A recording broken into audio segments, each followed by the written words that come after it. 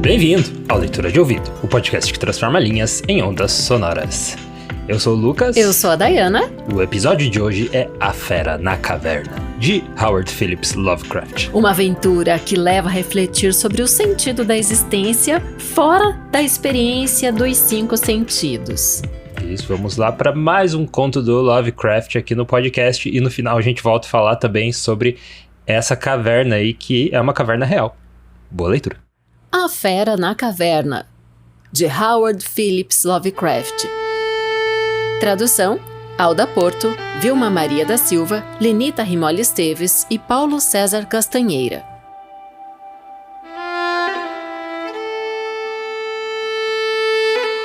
A conclusão horrível que se insinuava gradualmente em minha mente confusa e relutante era agora uma terrível certeza. Eu estava perdido, completamente perdido e desesperançado nos recessos vastos e labirínticos da caverna Mamute. Por mais que me esforçasse, meus olhos fatigados não conseguiam distinguir nenhuma direção ou divisar qualquer objeto capaz de me servir como guia para me conduzir ao exterior. Que eu nunca mais pudesse ver a luz abençoada do dia, ou contemplar os montes prazerosos e os vales do belo mundo, minha razão não podia alimentar a mais leve dúvida. A esperança tinha me abandonado. Apesar disso, doutrinado como eu era por uma vida de estudos filosóficos, obtive recompensa, não em pequena medida, de minha conduta desapaixonada. Pois, embora tivesse lido frequentemente sobre o frenesi selvagem, no qual eram lançadas as vítimas em situações semelhantes, não experimentei nada disso. Mas me mantive calmo, tão logo percebera que tinha perdido completamente o rumo. Mesmo o pensamento de que eu provavelmente tivesse ido além dos limites de uma inspeção normal, nem por um momento isso me fez perder a calma.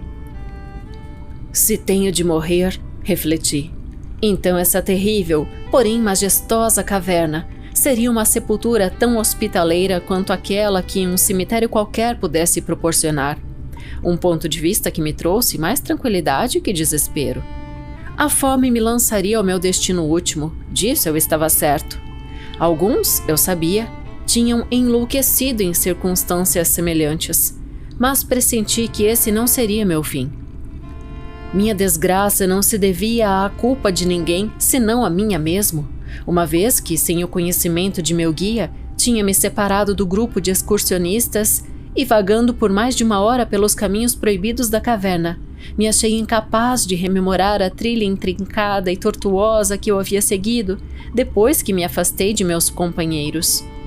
Minha tocha já começava a extinguir-se. Logo eu seria envolvido pela escuridão total e quase palpável das entranhas da terra.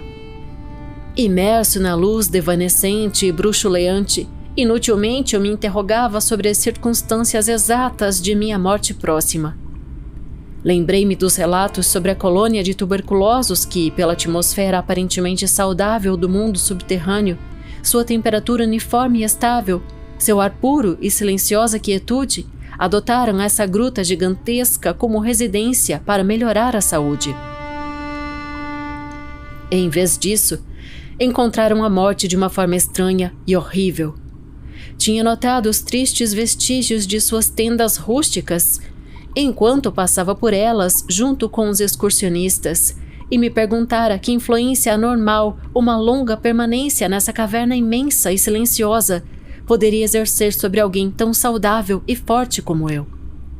Agora, dizia com gravidade para mim mesmo, a oportunidade para elucidar essa questão tinha chegado, desde que a falta de comida não me levasse a partir desta vida tão rápido. Quando o último lume de minha tocha tremulou e se afundou na escuridão, decidi tentar de tudo e não negligenciar nenhum meio possível de me safar. Convocando toda a força de meus pulmões, iniciei uma série de gritos, na esperança vã de atrair com meu alarido a atenção do guia. Contudo, enquanto eu gritava, no meu íntimo sabia que meus gritos eram inúteis, Minha voz, ampliada e refletida pelas inumeráveis paredes do negro labirinto ao meu redor, não alcançariam os ouvidos de ninguém, exceto os meus próprios. Todavia, minha atenção se deteve quando, de repente, pensei ouvir um som de passos macios que se aproximavam pelo piso rochoso da caverna. Era a minha libertação que chegava tão cedo? Então, todas as minhas terríveis apreensões tinham sido inúteis? O guia, tendo notado meu afastamento imprudente do grupo, seguira minha pista, procurando-me nos recessos deste labirinto de pedra? Enquanto essas perguntas felizes surgiam em meu cérebro, estive a ponto de renovar meus gritos para que me achassem mais rápido. Mas, num átimo, minha alegria se transformou em pavor diante do que ouvi. Meus ouvidos apurados, naquele momento ainda mais afiados pelo completo silêncio da caverna, abriram o meu entendimento entorpecido para a inesperada e terrível percepção de que aqueles passos não eram de nenhum homem mortal. No silêncio sobrenatural daquelas regiões subterrâneas, o ruído das botas de meu guia teria ressoado como uma série de sons incisivos e ligeiros. Aquelas batidas eram suaves e furtivas, como as passadas surdas de um felino. Às vezes, ao ouvi-las cuidadosamente, pareciam-me o som de 4 patas e não de 2 pés. Agora, estava convencido de que meus gritos tinham atraído alguma fera selvagem, talvez um leão da montanha que se perdera acidentalmente na caverna. Talvez, ponderei, o Todo-Poderoso tivesse escolhido uma morte mais rápida e misericordiosa para mim do que a fome. Contudo, o instinto de autopreservação, nunca adormecido inteiramente, despertou em meu peito. E, embora salvar-me do perigo iminente pudesse apenas me poupar de um fim mais duro e mais lento, decidi, entretanto, despedir-me da vida pelo preço mais alto que eu pudesse alcançar. Por mais estranho que possa parecer, minha mente não imaginava outra intenção do visitante a não ser a hostilidade. Portanto, fiquei absolutamente quieto, na esperança de que a fera desconhecida, perante a falta de um som que a orientasse, perdesse a pista como eu perdera a minha, e assim me ignorasse. Mas essa esperança não estava destinada a cumprir-se, pois os estranhos passos avançavam, imperturbáveis. O animal apanhara o meu cheiro, que na atmosfera absolutamente livre de influências concorrentes da atenção, podia sem dúvida ser perseguido de uma grande distância. Percebendo, portanto, que tinha de me preparar para uma defesa às cegas contra um ataque imprevisível, reuni ao meu redor a maior quantidade possível de seixos espalhados por toda a parte no piso da caverna. E tomando um em cada mão para uso imediato, esperei, resignado, o desfecho inevitável. Entre mentes, o ruído terrível das patas se aproximava. Sem dúvida, o comportamento da criatura era excessivamente estranho. Na maior parte do tempo, os passos pareciam os de um quadrúpede que andava com uma singular falta de sintonia entre as patas dianteiras e traseiras. Embora, em intervalos raros e breves, eu imaginasse que apenas 2 patas se ocupavam da locomoção. Perguntei-me que espécie de animal estava prestes a me confrontar. Devia ser, pensei, alguma fera desventurada que, ao investigar uma das entradas da terrível gruta, pagou o preço da sua curiosidade com um encarceramento permanente nos seus recessos intermináveis. Indubitavelmente, seu alimento eram os peixes cegos, morcegos e ratos que ali viviam, como também os peixes comuns que afluíam para os lagos da caverna em comunicação de alguma forma oculta com o Rio Verde na ocasião da cheia. Em minha terrível vigilância, ocupei-me com essas hipóteses grotescas sobre as alterações que a vida na caverna pudesse ter causado na estrutura física da fera, recordando-me do aspecto horrível referido pela tradição local dos tuberculosos que morriam depois de uma longa permanência na caverna. Então, tremi ao lembrar-me de que, mesmo que tivesse êxito e matasse meu antagonista, nunca veria sua forma, uma vez que minha tocha tinha há muito se apagado e eu estava completamente desprovido de fósforos. Achava-me agora em um nível de tensão mental tremendo. Minha fantasia desordenada imaginou formas espantosas e horrendas na escuridão sinistra que me cercava, e elas pareciam realmente comprimir meu corpo. Cada vez mais perto, os temíveis passos se aproximavam. Senti que eu precisava dar vazão a um grito pungente. Mas, além de resoluto o bastante para tentar algo semelhante, minha voz mal corresponderia. Estava petrificado, preso ao chão. Duvidava mesmo que meu braço direito me permitisse atirar o projétil na coisa que se aproximava quando o momento crucial chegasse. Já o toque constante dos passos estava ao alcance de minhas mãos, já muito perto. Podia ouvir a respiração arfante do animal. Estava aterrorizado tanto como eu. Notei que devia ter vindo de uma distância considerável e estava igualmente fatigado. Subitamente o feitiço se quebrou. A mão direita, guiada por minha audição sempre confiável, atirou a pedra afiada com toda a força para o lugar na escuridão de onde provinha a respiração e o som de passos. E, maravilhoso de contar, quase alcançou o alvo, pois ouvi a coisa pular para outro ponto mais além, onde pareceu deter-se. Redirecionei a pontaria e disparei meu segundo projétil, dessa vez mais eficazmente, pois, transbordante de alegria, ouvi a criatura cair de um modo que parecia um colapso completo, evidentemente permanecendo imóvel na mesma posição. Quase esmagado pelo grande alívio que me ocorreu, cambaleei de costas até a parede. A respiração perdurava em inspirações e exalações penosas e arfantes, de onde constatei que eu tinha apenas ferido a criatura. Agora todo o desejo de examinar a coisa desaparecera. Por fim, algo associado ao medo supersticioso sem fundamento tinha penetrado em meu cérebro. E não me aproximei do corpo, tampouco continuei a disparar pedras para dar fim completo à sua vida. Em vez disso, disparei correndo a toda velocidade, tanto quanto pude avaliar em minha exaltada condição, na direção de onde eu tinha vindo. Repentinamente ouvi um som, ou melhor, uma sucessão uniforme de sons. Em outro momento, reduziram-se a uma série de tinidos agudos e metálicos. Dessa vez não havia dúvida, era o guia. E então gritei, berrei, guinchei, até mesmo rugi com alegria quando ouvi, no teto abobadado da caverna, a refulgência que eu sabia ser o reflexo de uma luz que se aproximava. Corri ao encontro da luz e antes que pudesse entender completamente o que aconteceu, estava deitado no chão aos pés do guia, abraçado às suas botas, gaguejando, apesar de minha reserva, de um modo sem sentido e de maneira estúpida, despejando minha terrível história, e ao mesmo tempo esmagando meu ouvinte com protestos de gratidão. Aos poucos, recuperei minha consciência. O guia notara minha ausência depois que o grupo chegara à entrada da caverna e, com seu senso intuitivo de direção, procedeu a uma busca por todo o local, localizando-me nas imediações depois de uma procura de aproximadamente 4 horas. Logo depois que ele concluiu seu relato, encorajado por sua tocha e companhia, comecei a refletir sobre a estranha fera que eu tinha ferido a uma pequena distância na escuridão e sugeri que fôssemos averiguar, com a luz da tocha, que tipo de criatura era minha vítima. Consequentemente, refiz meus passos, dessa vez com a coragem proporcionada pela companhia, até a cena de minha terrível experiência.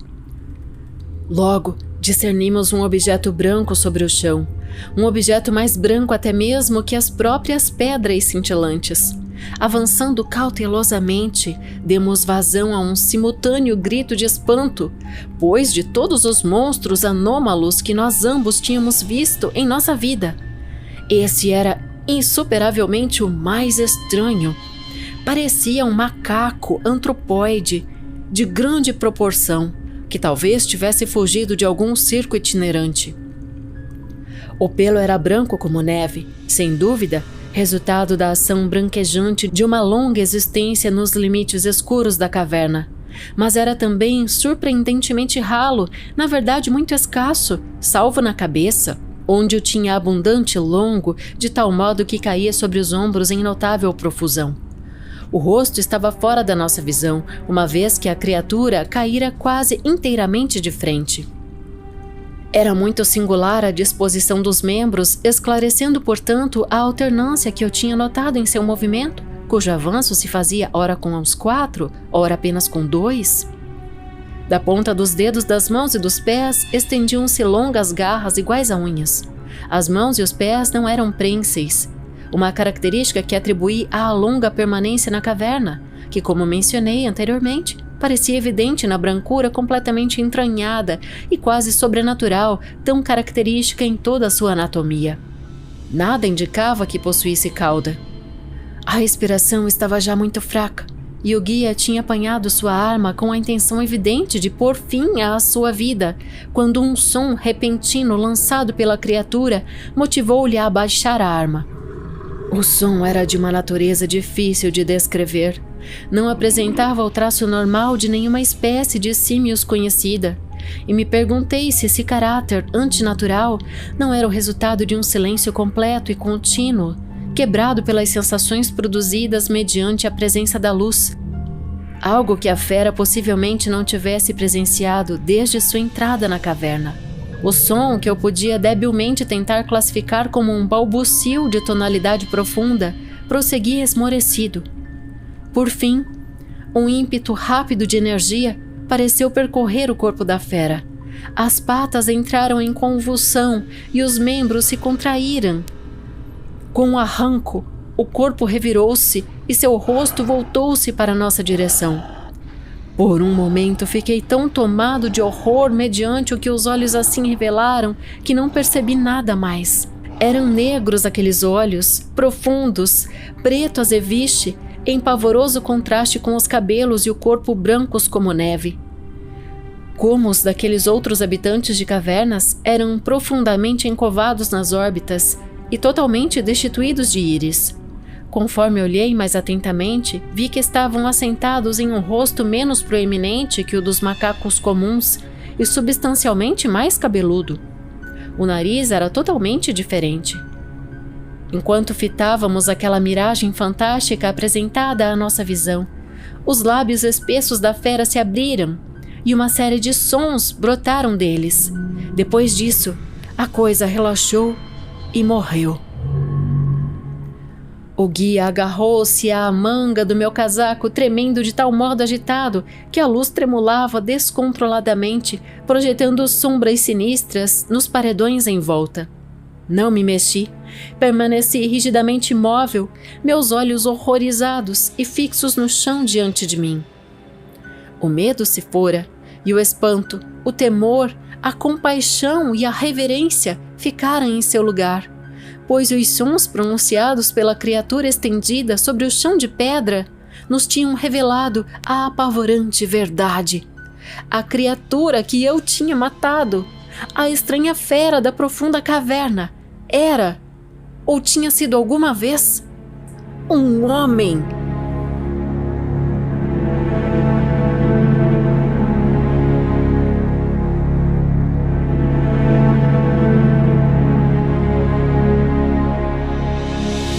E esse foi A Fera na Caverna, de Howard Phillips Lovecraft. Para mim, esse conto coloca na mesa os parâmetros de humanização e de civilização. Né? A gente tem a descrição, se a gente tirar os exageros, a gente tem a fera descrita como um homem que foi apartado do convívio, né? E que acaba ficando preso durante muito tempo. Uhum. Então a gente tem um homem com o cabelo crescido, com o pelo crescido, envelhecido e também branco, né? Porque perdido a coloração, exatamente. De fato. Então... Até ele começa narrando isso, algo como, trocando em outras palavras, eu tava muito louco e confuso, mas agora eu tenho certeza. Aí ele termina dizendo, era um homem. Sim, E é bem interessante, já vamos entrar na caverna? Vamos entrar na caverna, Lucas, vamos. É bem interessante ouvir esse conto e conhecer a história da Mammoth Cave, ou a Caverna do Mamute, né, que é traduzido ali no conto, porque ela é a maior caverna do mundo, né? O maior sistema de cavernas do mundo. Ela tem 591 quilômetros de extensão. De extensão explorados, né? Então tem tudo isso explorado. Quilômetros de caverna. Isso. Porque o parque onde ela está situada, que é o Parque Nacional Mammoth Cave, tem mais de 21 mil hectares de parque. Então é uma área gigantesca. Fica no Kentucky. E daí tem tudo a ver com o conto, porque qual que é a doença que ele menciona ali? Tuberculose. Menciona a tuberculose, que é a doença do século.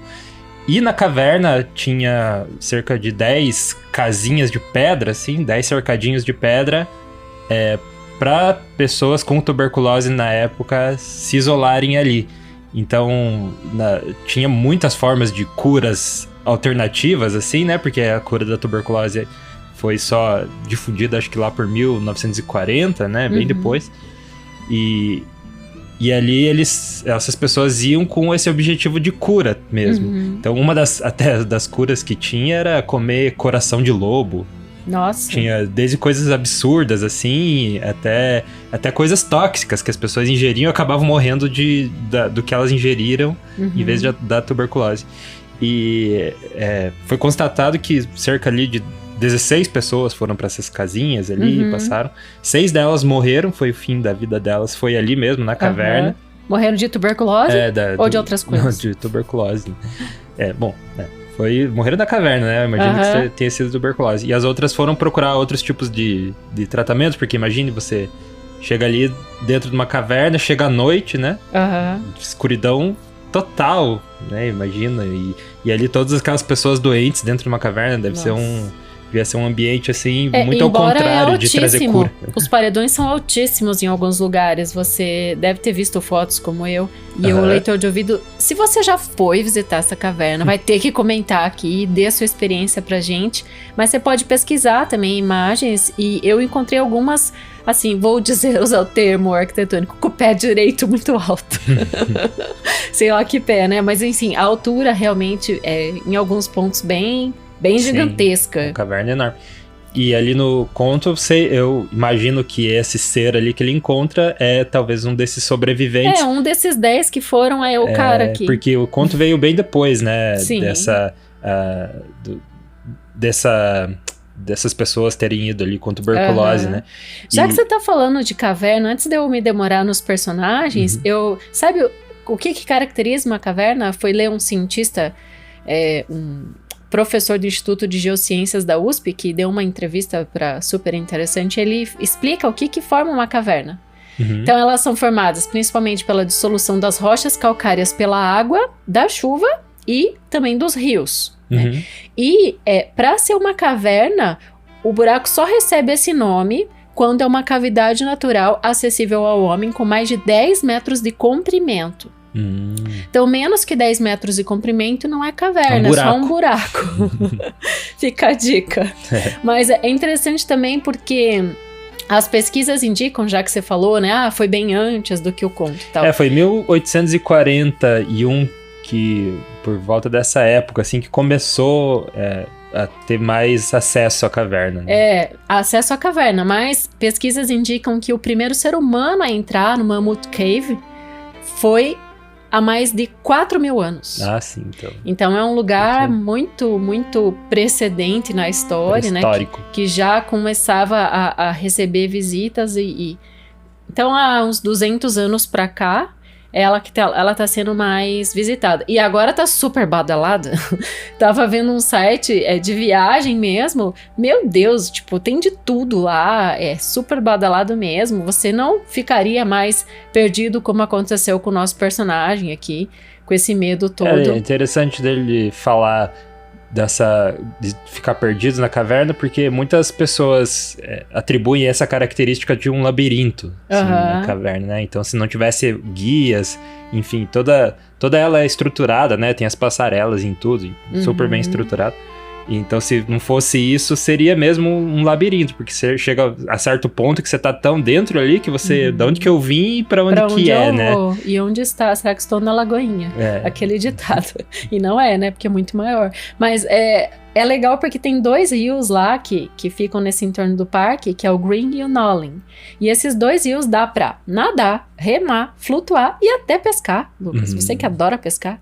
E... além disso tudo, além desses rios, que são ditos como rios cênicos, porque eles são muito bonitos, e eles estão acima do solo, é claro, né, ali, dá para visualizar enquanto você vai descendo pelas câmaras, por esses labirintos, você pode visualizar várias coisas, e tem várias trilhas arborizadas, enfim, muitas coisas lindas que hoje são visitadas, né, nesse parque nacional. Espaço de camping, tem hotéis, tem os cottages bem antigos lá, que também dá de você se hospedar nessas cabanas, assim, no meio da floresta. Então, é um parque bem... Andar de bicicleta, andar de cavalo, trilha. Em resumo, Lovecraft fez o texto na época certa, quando ainda poderia ser dito que é um lugar inóspito e pouco visitado. Mas provavelmente ele foi...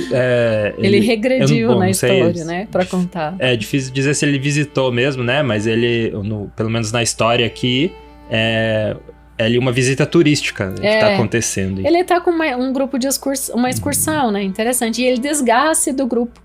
Se perde nas estruturas internas das entranhas da Terra. Olha que bonito como eu escrevi pro nosso apoiador, que vai receber este material todo estudado. E quando a tocha do cara tá se extinguindo, ele recebe esse abraço da escuridão. E começa a fazer o quê? Gritar. Gritar loucamente, pedindo socorro. Mas o que é muito interessante é que o grito dele é ouvido por um antagonista antes de ser ouvido pelo resgate. Ele julga como ser um antagonista, tanto é que ataca a fera, né? Como pode. Aí, eu me lembrei até do seu curta, Lucas. Do Selvagem, porque aqui a gente vê que quem vira uma fera mesmo é o cara, né, que enche de pedra. Acaba achando que é um monstro e era uma pessoa, né? No final, só que ele vai perceber quando consegue iluminar, mas é isso que me fez abrir esse episódio falando que leva a refletir sobre o sentido da existência e os parâmetros da humanização e da civilização, porque você percebe que os 5 sentidos eles são muito explorados nesse texto do Lovecraft. Né? Primeiro que ele saca que a fera tá vindo porque sentiu o cheiro dele, então por mais que ele tente fugir, ele vai ser rastreado, de qualquer forma, né? A gente sabe que os animais têm essa coisa aguçada, né? A questão de enxergar também na escuridão. Nota-se algo bem interessante que acontece com o olho humano, né? Que diante da escuridão, assim como os gatos que abrem muito a pupila, né? Ali o ser humano que estava há tanto tempo dentro da caverna, sabe-se lá quanto tempo, os olhos já tinham Ele menciona que não tem retina, né? Não é retina, ele fala que são olhos negros. Isso, olhos muito negros. Grandes. Olhos pretos como azeviche e sem íris. Essa que é a questão, eu falei retina. Não tem íris, né? Porque é aquela partezinha branca do olho, né? Então tá totalmente dilatado. E primeiro ele fala, parece um macaco antropóide de circo, mas eu tenho dúvida se ele caminha em 4 patas ou em 2 pés. Às vezes parece que ele faz as duas coisas. Tem uma cabeleira grande, tem pouco pelo no corpo, igual o homem, né? Então, um cabelo caído sobre os ombros, né? Então, e quanto aos membros, né? Mãos e pés como que tem garras como unhas, exatamente como as unhas de um ser humano, e não tem cauda, né? Então, quanto mais ele descreve a criatura, mais a gente vai tendo certeza que é um homem. O que deixa a gente bem... a questão da aquisição e da perda da linguagem. É algo interessante que a gente pode explorar nesse texto, porque os sons que a suposta criatura faz, ele percebe que não era de símios, né? Então, é diferente do de macaco, embora primeiro ele achou que o homem fosse um macaco, mas aí depois falou, ele não tem cauda e o rosto dele é bem diferente dos de macacos, principalmente o nariz, né? Então, aí... Enfim, a gente já sacou que é um ser humano mesmo, que ele tá descrevendo e que ele acabou, provavelmente estava muito fraco, né? Sim.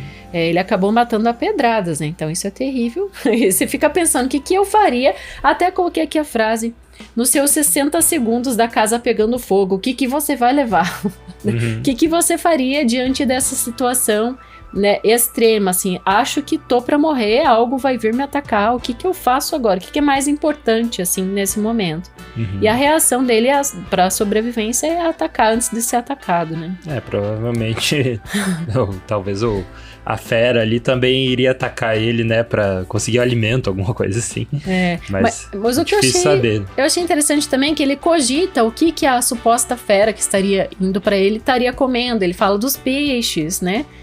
Dos lagos que ele mesmo cita, né? Que tem águas por ali também, e a gente tem a comprovação com o local histórico mesmo, né? Que tem os rios que a gente citou aqui. Sim. Fala dos peixes que teriam naquele lugar, que o homem provavelmente, né? A fera, esse ser que ele não sabe o que estaria comendo. Enfim, é um texto que leva a gente a pensar nos 5 sentidos, e quando fala do som da criatura e ao mesmo tempo o próprio narrador personagem que nos é iluminado fala que ele fica com a audição aguçada diante desse silêncio completo e contínuo, então a gente percebe que da ausência total das possibilidades de enxergar, de não ter nenhum som, de só contar com o cheiro e com o tato, o que o ser humano é capaz de fazer. É isso que fez eu gostar desse texto, fazer a gente voltar às origens da reflexão do que nós somos e de como somos formados, do que somos capazes. Então esse é um texto bem reflexivo, que serve a qualquer momento da vida, né? A fera na caverna, talvez a gente possa inverter e ler que a fera tenha sido o próprio homem que ficou perdido lá. Então ele virou uma fera naquele momento também. Também modo sobrevivência, né? No modo sobrevivência. Então tá aí, fica o convite então para você visitar, mesmo que seja online, a caverna Mammoth Cave, que eles também têm, é uma reserva natural, né? E é considerado patrimônio da Unesco, né? É isso, né? A nomenclatura correta. Unesco. Então é bem legal você ir ali conhecer. Eles têm, é um site bem completo, tem muitas histórias sobre a caverna, histórias sobre atreladas à escravidão também, os escravos que trabalhavam ali. Enfim, bem interessante conhecer. E também conhecer os outros textos do Lovecraft que a gente já trouxe aqui no podcast. Tem vários, você quer... Até selecionei 2 comentários. Olha só, entrou anteontem, parece que ele leu que a gente ia... Mais Lovecraft, por favor, comentou lá em Dagon, né, o episódio. E, a gente já tava preparando o episódio, deu muito sintonia, né, do pedido com o que a gente tava fazendo. E daí, no início da semana, acho que entrou no chamado de Cthulhu, na parte 3, eu fiquei muito embasbacada, porque eu até fiz um story. Eu falei, ele escreve: não me canso das narrações, esta é a minha preferida para dormir. Escuta em velocidade 0.8 para atirar mais tempo. Vocês são os melhores. Deus abençoe vocês. Obrigada, Lucas e Dai. Não, eu fiquei pensando, nossa, ele sempre escuta e escuta mais devagar pra dormir, o episódio ficar maior. Call of Cthulhu, é isso? Nossa. E mano, Deus abençoe ainda. Nossa, muito cheio de antagonismos, né? Muito interessante mesmo, porque o que me deixa assim comovida é o fato dele ouvir mais devagar por episódio durar mais, e já é um episódio de umas 2 horas, esse aqui quase, ele é bem longo. Sim. E eu fiquei feliz, assim, com esse legal, comentário. Tem então mais um Lovecraft. A gente não vai falar sobre o Lovecraft hoje, né, a pessoa, o autor, porque nos outros episódios a gente já discorreu bastante sobre a vida dele. Então fica aí pra você voltar e ouvir. A gente sempre opta por trazer as informações mais curiosas, né? E hoje a gente trouxe tudo isso sobre as cavernas e sobre o próprio ser humano. E daí também vem a calhar com outro comentário aqui nesse mesmo episódio. Ele fala assim que além de ouvir a história, que é bem maravilhoso, os comentários pós-texto são incríveis. Ele gosta muito. O Sauer. Mas ele escreveu isso há 4 meses, logo que saiu o episódio. Ele falou que foi fenomenal e ainda mais interessante os comentários, né? Então, é bem massa, assim, a gente ter essas respostas, né? Porque a gente fica pensando, né? Que tudo que a gente reflete e traz aqui de curiosidade realmente toca nas pessoas. E se alguém realmente já visitou a caverna, né? É bem possível, a gente tem vários leitores de ouvido também nos Estados Unidos, pessoas que viajam pra lá.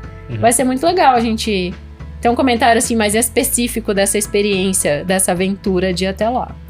E na caixinha de comentários do Spotify você pode deixar a sua seu comentário aí que a gente lê e responde alguns, né? Então a gente tem essa interação.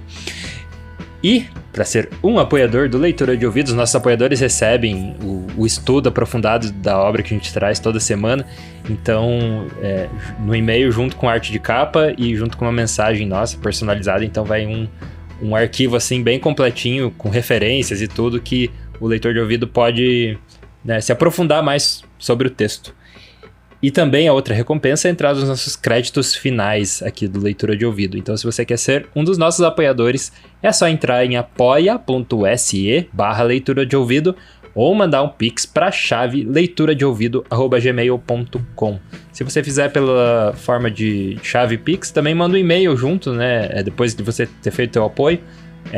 Pra gente ter o teu contato, né? Então faz o apoio por Pix, manda um e-mail pra leituradeouvido@gmail.com falando, entrei como apoiador, enfim, pra gente ter o seu contato e também te colocar no mail, porque às vezes no Pix não vem, né? Só vem o nome da pessoa, mas a gente não tem o contato. Inclusive, tem alguns na lista que a gente vai falar agora, dos nossos produtores executivos, que eu não tenho o contato para enviar ainda. Então, se você é uma dessas pessoas, escreva ontem. Manda um e-mail para nós aí que a gente te insere aqui. Que é o mesmo da chave leituradeouvido@gmail.com. E o abraço de hoje especial vai para quem fez um apoio muito generoso, que é a Lina Soares, lá de Portugal, que inclusive fez aniversário essa semana. Parabéns. Parabéns, Lina. Parabéns, Lina. E ela fez um apoio. Então, aquele clichê, eu estou de aniversário, mas quem ganha o presente é vocês. Muito bom mesmo. Ela mandou apoio pra gente e a gente fica muito feliz com todas as pessoas que estão com a gente fazendo o nosso trabalho continuar. A gente estuda bastante, se prepara para colocar um episódio no ar, e essas pessoas são Agnaldo Ângelo Silveira Rebouças, Alberto Alpiri, Ancli Lima, Ana Cláudia Chaguri Lopes, Augusto Marques Ramos, Bruna Foltz Coutinho, Bruno Guedes com o Grupo Danco, Cláudia Lubi, Cristiana Castanho Ferraz, Eduarda Quartim, Elaine Vieira Ferreira, Ellen Carvalho, Evandro Benck, Fabiana Maria Landiva, Felipe Cronato, Isabel Araújo Alves, Jaqueline Conte, Karine Pacheco, Lina Soares, Lucas Pereira, Lucas Vieira, Luciana Botelho Pacheco, Luiz Fernando Garcia, Marco Aurélio Marques de Queiroz, Marcos Vinícius, Maria José de Oliveira Lima Félix, Marilu Lourenço Rosas, Mari Lúcia Terezinha Rossoni, Maristela Prado, Matheus Trim, Matheus Simão Brum, Miriam Zelme Kites, Mônica Tocarnia, Paulo José Pereira de Rezende, Pedro Coimbra Machado Valente, Roberto Hiromi Sonoda, Sandra Cavalcante, Sérgio Juarez Rico da Luz, Silvana Silva Vinícius Bochenem Lima e Zenilda Ribeiro da Silva. Obrigado aí, apoiadores do Leitura de Ouvido. Mais uma vez, para ser um apoiador, é em apoia.se/leitura de ouvido ou pela chave Pix leituradeouvido@gmail.com. Isso aí, a gente vê na próxima leitura. Direção e narração, Dayana Pasquim. Edição, artes de capa e trilha sonora de abertura, de Lucas Piaseschi. Produção, Roca Studios. Avalie no Spotify e na Apple Podcasts. Siga para não perder os próximos episódios. Inscreva-se em youtube.com/leitura de ouvido. Siga no Instagram Leitura de Ouvido. Fale com a gente no leituradeouvido@gmail.com. E a gente te vê na próxima leitura.